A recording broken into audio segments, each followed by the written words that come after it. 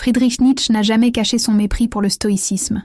Contrairement à de nombreuses philosophies qui ont tenté de dompter les passions humaines, le stoïcisme prône l'acceptation, la résilience et l'indifférence face aux événements extérieurs.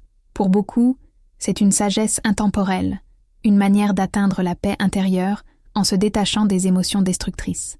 Mais pour Nietzsche, c'est une illusion, une tentative désespérée de contrôler la vie, au lieu de la vivre pleinement.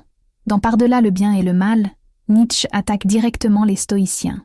Il les accuse de vouloir imposer leur morale à la nature, de créer des lois rigides sous prétexte de suivre un ordre universel. Selon lui, la nature n'est ni rationnelle, ni juste. Elle est chaotique, excessive, imprévisible. Vouloir vivre, selon la nature, tout en suivant des règles figées, serait donc une contradiction. Le stoïcien ne se libère pas, il s'enchaîne à des principes qui le coupent de sa véritable nature. Mais pourquoi une philosophie qui prône la maîtrise de soi et l'harmonie serait-elle un problème ? Nietzsche pense que le stoïcisme est une forme subtile de tyrannie, une tyrannie sur soi-même, un refus des instincts naturels, une tentative d'éteindre le feu de la vie. Il ne s'agit pas seulement d'une critique du stoïcisme, mais d'un rejet de toute philosophie qui cherche à neutraliser les forces vitales au nom d'une paix artificielle. Et si Nietzsche avait raison ? Et si, au lieu d'atteindre la liberté, le stoïcisme nous enfermait dans une cage dorée ? Le stoïcisme repose sur une idée simple mais puissante, vivre en accord avec la nature. Selon les stoïciens, la vie est imprévisible, parfois cruelle, mais nous avons toujours le pouvoir de choisir notre réaction face aux événements. La souffrance ne vient pas de ce qui nous arrive, mais de la manière dont nous l'interprétons.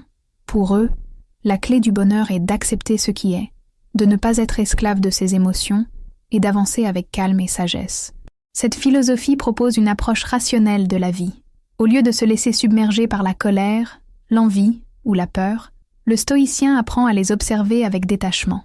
Son but n'est pas de fuir la réalité, mais d'apprendre à l'accueillir sans résistance, sans lutte inutile. Le stoïcisme prône l'autodiscipline, la maîtrise de soi et l'indifférence face aux choses que nous ne pouvons pas contrôler. Il enseigne que la paix intérieure se trouve dans le renoncement aux illusions et aux désirs vains. Mais c'est précisément cette posture qui pose problème à Nietzsche. Pour lui, le stoïcisme ne suit pas la nature. Il cherche à la dompter.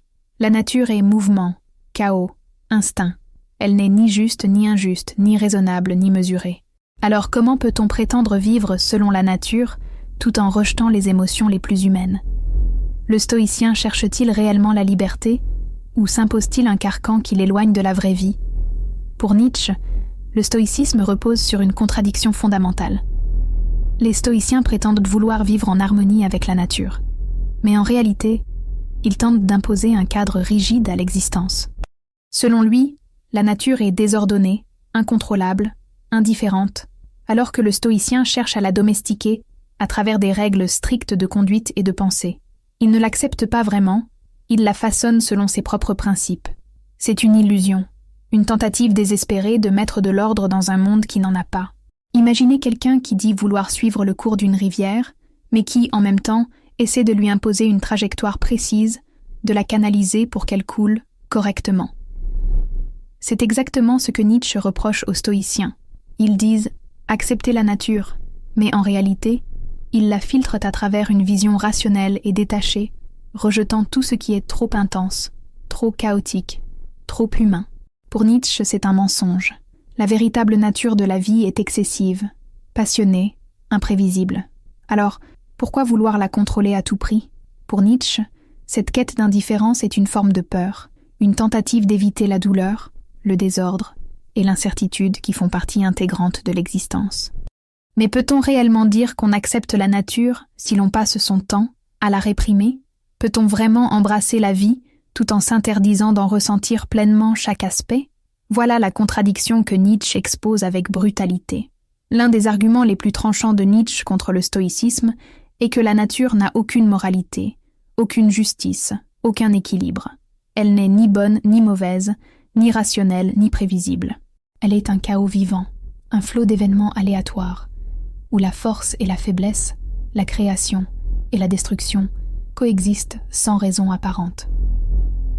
Alors, comment les stoïciens peuvent-ils prêcher une vie en accord avec la nature, alors que la nature elle-même ne suit aucune règle? Si nous observons le monde tel qu'il est, nous voyons que les catastrophes frappent sans distinction, les plus forts survivent et les faibles disparaissent. Il n'y a pas de justice divine inscrite dans le tissu de l'univers, pas de logique supérieure qui régule l'existence. Pourtant, les stoïciens insistent sur une vision ordonnée de la vie, où l'homme doit agir avec retenue et raison, comme si l'univers suivait un plan précis. Pour Nietzsche, cette illusion est dangereuse. En cherchant à donner un sens à ce qui n'en a pas, on s'éloigne de la véritable essence du monde. La nature est indifférente à vos souffrances, à vos ambitions, à vos principes moraux. Elle suit son cours, sans se soucier de ce qui est juste ou injuste. Accepter cela, c'est comprendre que vivre pleinement ne signifie pas suivre un code rigide, mais embrasser la réalité dans toute son intensité. Nietzsche nous invite à cesser de chercher du sens là où il n'y en a pas et à arrêter de nous raconter des histoires sur un ordre caché qui n'existe pas. Mais le stoïcisme peut-il survivre sans cette croyance fondamentale? Nietzsche ne critique pas seulement le stoïcisme pour sa vision de la nature. Il va plus loin. Les stoïciens eux-mêmes ne comprennent pas réellement ce qu'ils prêchent. Ils prétendent accepter la réalité telle qu'elle est, mais en vérité, ils la filtrent à travers un cadre moral strict, dictant quelles émotions sont acceptables et lesquelles doivent être réprimées. Au lieu de vivre en accord avec la nature dans toute sa complexité, ils tentent de la modeler à leur propre image. Ce que Nietzsche reproche aux stoïciens, c'est leur illusion d'objectivité. Ils affirment suivre un principe universel, mais ce principe est construit sur une conception humaine de l'ordre et de la raison.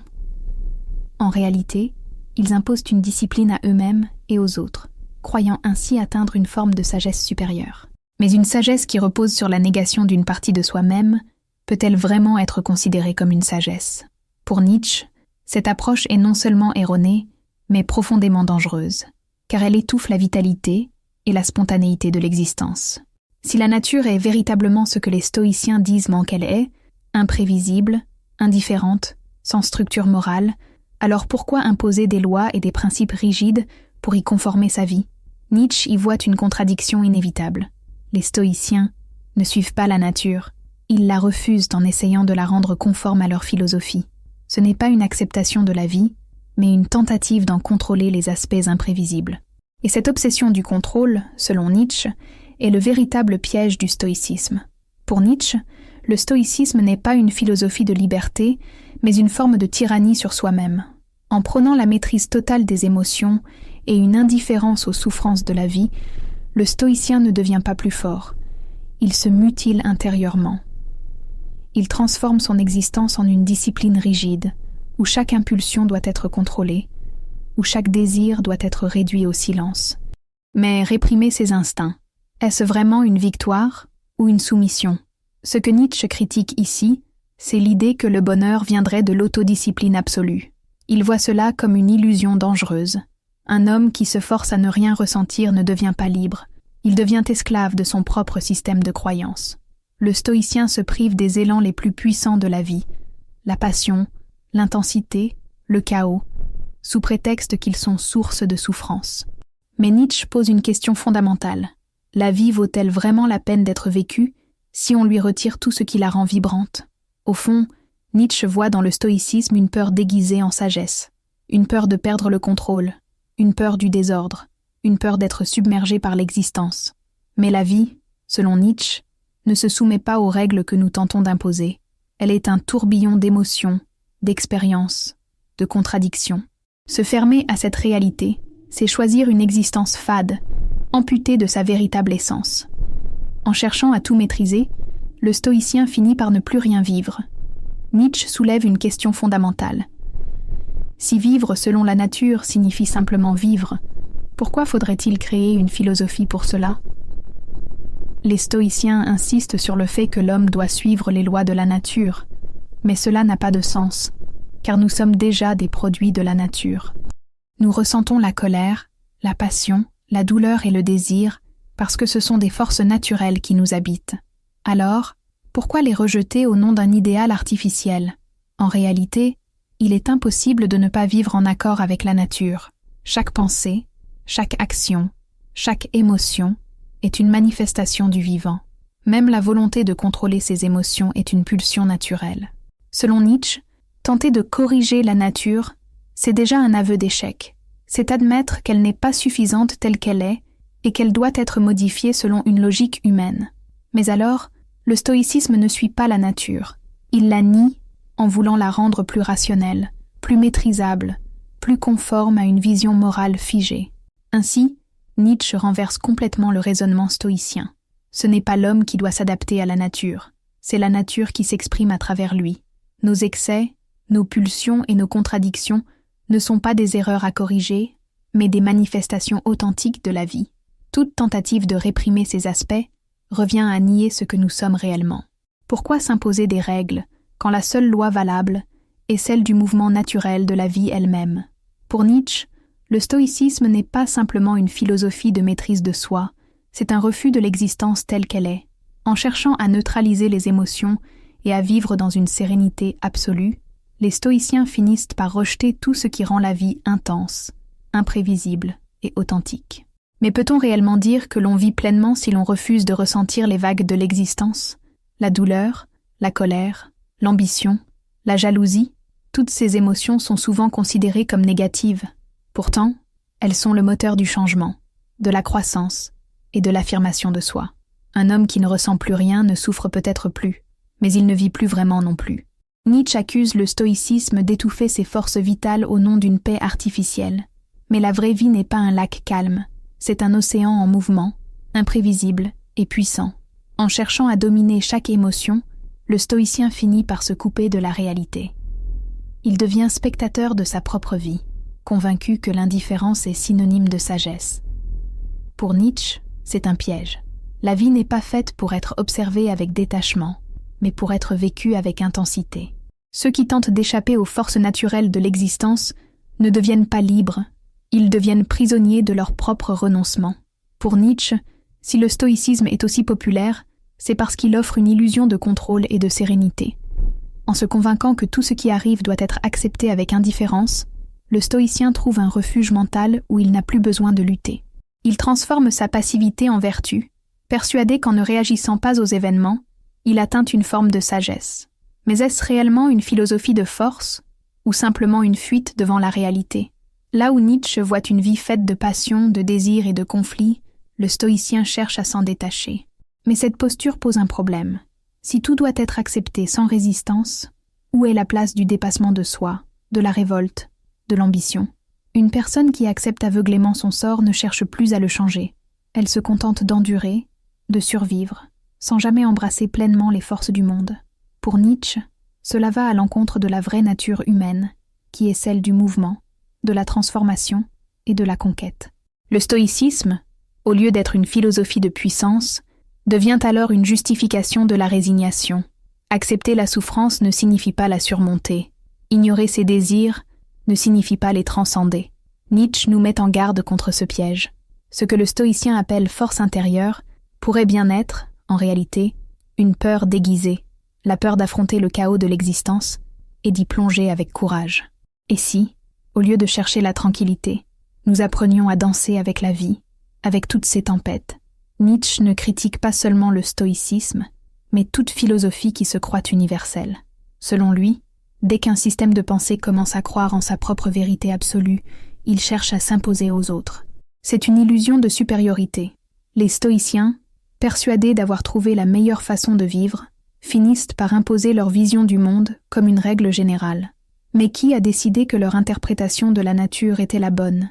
L'histoire montre que chaque courant philosophique finit par se transformer en morale rigide, en ensemble de principes à suivre aveuglément. Ce qui commence comme une simple réflexion sur la vie devient une loi, un dogme. Le stoïcisme, en prônant la maîtrise de soi et l'indifférence aux émotions, ne se contente pas de proposer une voie, il impose une discipline qui va à l'encontre de la spontanéité humaine. Nietzsche y voit une forme subtile de domination, un contrôle sur soi qui finit par être un contrôle sur les autres.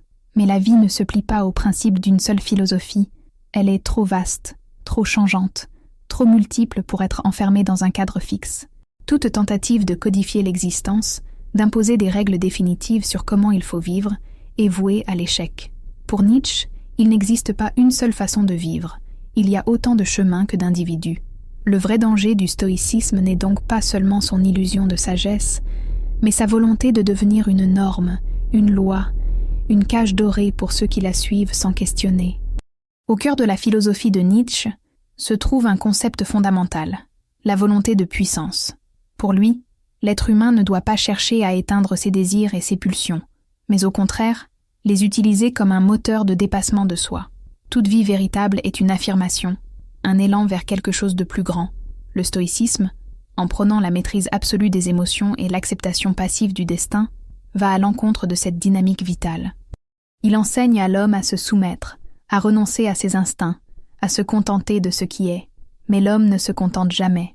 C'est ce qui le pousse à créer, à transformer, à conquérir. Pour Nietzsche, le désir n'est pas un problème à résoudre, mais une force à canaliser.